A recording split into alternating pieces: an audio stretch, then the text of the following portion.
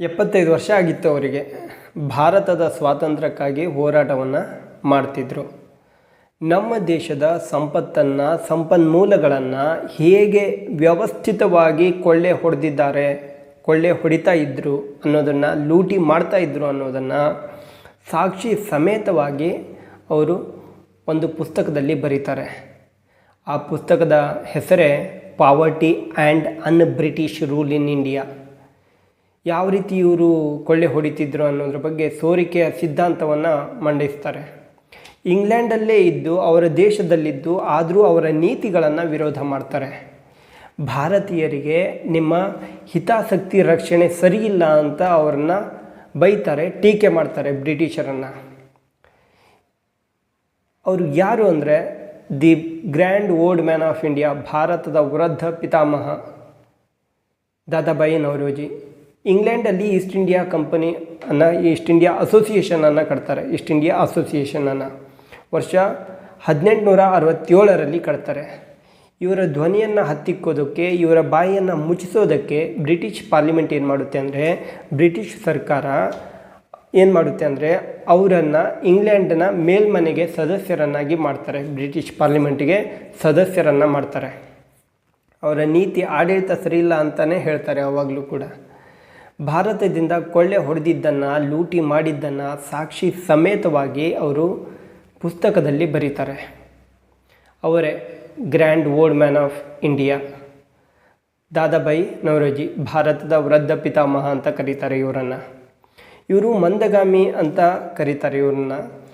ಶಾಂತಿಯುತವಾಗಿ ಸ್ವಾತಂತ್ರ್ಯಕ್ಕಾಗಿ ಹೋರಾಟವನ್ನು ಮಾಡ್ತಿದ್ರು. ವರ್ಷ 1885ರಲ್ಲಿ ಎ.ಒ. ಹ್ಯೂಮ್, ಅಲಿಯನ್ ಆಕ್ಟೇನಿಯನ್ ಹ್ಯೂಮ್ ಅನ್ನೋನು ಸ್ಥಾಪನೆ ಮಾಡ್ತಾನೆ INC. ಇವರು ಎ.ಒ. ಹ್ಯೂಮ್ ಈ ಇಂಡಿಯನ್ ನ್ಯಾಷನಲ್ ಕಾಂಗ್ರೆಸ್ನಲ್ಲಿ ಭಾಗಿಯಾಗ್ತಾರೆ. ಇದಕ್ಕೆ ಮೊದಲಿಗೆ ಕಾಂಗ್ರೆಸ್ ಅಂತ ಮಾತ್ರ ಇತ್ತು. ಕಾಂಗ್ರೆಸ್ ಅಂದರೆ ಒಂದು ಗೂಡು, ಒಟ್ಟುಗೂಡು, ಒಂದು ಕಡೆ ಬಂದು ಸೇರುವಂಥ. ಆದರೆ ಸುರೇಂದ್ರನಾಥ್ ಬ್ಯಾನರ್ಜಿ ಅವರು ಏನು ಮಾಡ್ತಾರೆ, S.N. ಬ್ಯಾನರ್ಜಿ, ಇವರು ಬ್ರಿಟಿಷ್ ಸರ್ಕಾರದ ನೌಕರಿಯಲ್ಲಿ ಇರ್ತಾರೆ. ಅಂದರೆ ಈಗ ಏನಿದೆ ನಮ್ಮ UPSC ಆ ಥರ ದೊಡ್ಡ ಹುದ್ದೆ ಅದು. ಆಗ ICS ಅಲ್ಲಿ ಇದ್ದರು S.N. ಬ್ಯಾನರ್ಜಿ. ಇವರು ಸ್ವಾತಂತ್ರ್ಯಕ್ಕಾಗಿ ಏನು ಮಾಡ್ತಾರೆ, ಆ ಹುದ್ದೆಯನ್ನು ತ್ಯಜಿಸಿ ಸ್ವಾತಂತ್ರ್ಯ ಹೋರಾಟಕ್ಕೆ ಭಾಗಿಯಾಗ್ತಾರೆ. 1885ರಲ್ಲಿ ಸ್ಥಾಪನೆಯಾದ ಕಾಂಗ್ರೆಸ್ ಅಂತ ಮಾತ್ರ ಇದ್ದಾಗ, ಕಾಂಗ್ರೆಸ್ ಅಂದರೆ ಒಂದು ಗೂಡು ಒಟ್ಟುಗೂಡು ಅಂತ ಹೇಳ್ತಾರೆ, ಒಂದು ಕಡೆ ಬಂದು ಸೇರುವಂಥ ಕಾಂಗ್ರೆಸ್ ಅಂತ ಮಾತ್ರ ಇದ್ದಿದ್ದನ್ನು ಸುರೇಂದ್ರನಾಥ್ ಬ್ಯಾನರ್ಜಿ, S.N. ಬ್ಯಾನರ್ಜಿ ಇವರು ಇಂಡಿಯನ್ ನ್ಯಾಷನಲ್ ಅಂತ ಸೇರಿಸ್ರಿ, ಅದನ್ನ ಭಾರತದ ರಾಷ್ಟ್ರೀಯತೆ ಅಂತ ಸೇರಿಸಿ ಅಂತ ಹೇಳ್ತಾರೆ. ಯಾರು S.N. ಬ್ಯಾನರ್ಜಿ ಇವರು ಹೇಳ್ತಾರೆ, ಸುರೇಂದ್ರನಾಥ್ ಬ್ಯಾನರ್ಜಿಯವರು. 1885ರಲ್ಲಿ INC ಸ್ಥಾಪನೆಯಾದಾಗ ಆಗ 72 ಜನರು ಭಾರತದ ಬುದ್ಧಿಜೀವಿಗಳು, ಮೇಧಾವಿಗಳು, ಘಟಾನುಘಟಿಗಳು ಅಂತ ಹೇಳ್ತಾರೆ ಅವರು ಇರ್ತಾರೆ. ಯಾವುದಕ್ಕೂ ಅಂಜೋದಿಲ್ಲ, ಹೆದರೋದಿಲ್ಲ. ಸ್ವಾತಂತ್ರ್ಯಕ್ಕಾಗಿ ಹೋರಾಟವನ್ನು ನ್ಯಾಯಯುತವಾಗಿ ಮಾಡ್ತಾ ಬಂದವರು. ಜನರಿಗೆ ಸ್ವಾತಂತ್ರ್ಯಕ್ಕಾಗಿ ದಾರಿಯನ್ನು ಮಾಡಿಕೊಟ್ಟವರು. ಜಾತಿ, ಧರ್ಮ, ಭಾಷೆ ಬದಿಗಿಟ್ಟು ಎಲ್ಲರೂ ಭಾರತೀಯರು, ನಾವೆಲ್ಲರೂ ಒಂದೇ ಭಾರತೀಯರು, ನಮ್ಮೆಲ್ಲರ ಕನಸುಗಳು ಒಂದೇ, ನಾವೆಲ್ಲರೂ ಭಾರತೀಯರು ಅನ್ನೋದು ಒಂದೇ ಅಂತ ಸಾರಿದವರು ಇವರು.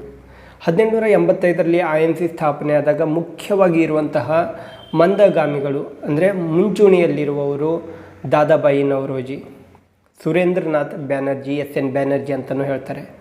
ಸರ್ ಸೈಯದ್ ಅಹಮದ್ ಖಾನ್, ಅಲಿಗಢ ಚಳುವಳಿಯ ಹರಿಕಾರ ಅಂತ ಹೇಳ್ತಾರೆ.